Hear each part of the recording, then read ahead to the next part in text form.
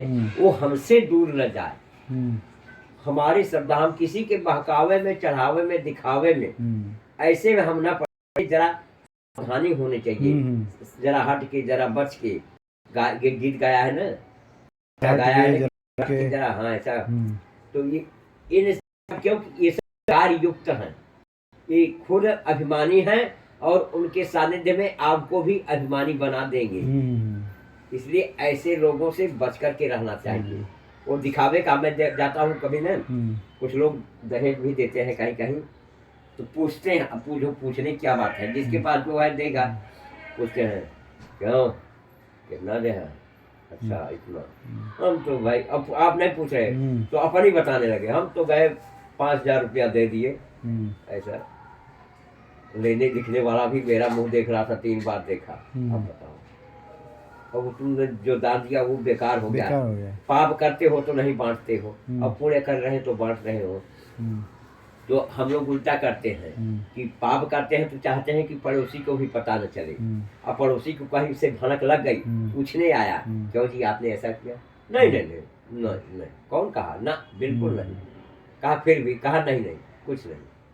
अच्छा, तो पाप को हम क्या किए, छुपा लिए, और जो पुण्य करके आए उसको सब में बांट दिए, तो पूंजी तो खत्म हो गई, छीण हो गई।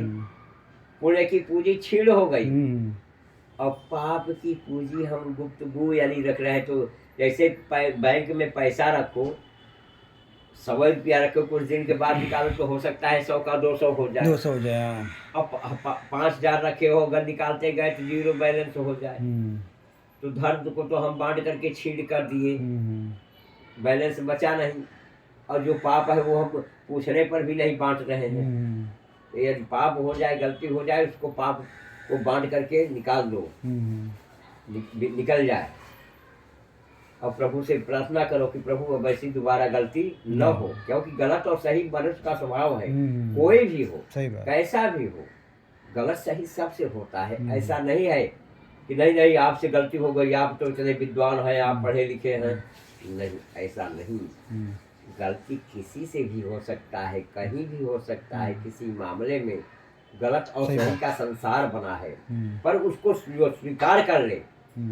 उस गलती, जैसे हमारी गलती हो गई, आपने मुझको जताया, तो मुझे खेद करना चाहिए कि हाँ आप बराबर, आपका गलती हो गई।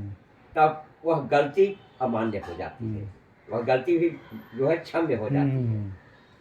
गलती तो हुई, पर वह गलती क्षमा करनी है। और गलती करके भी और गलती को स्वीकार न करे, तो इससे बड़ा और गलत क्या हो सकता है।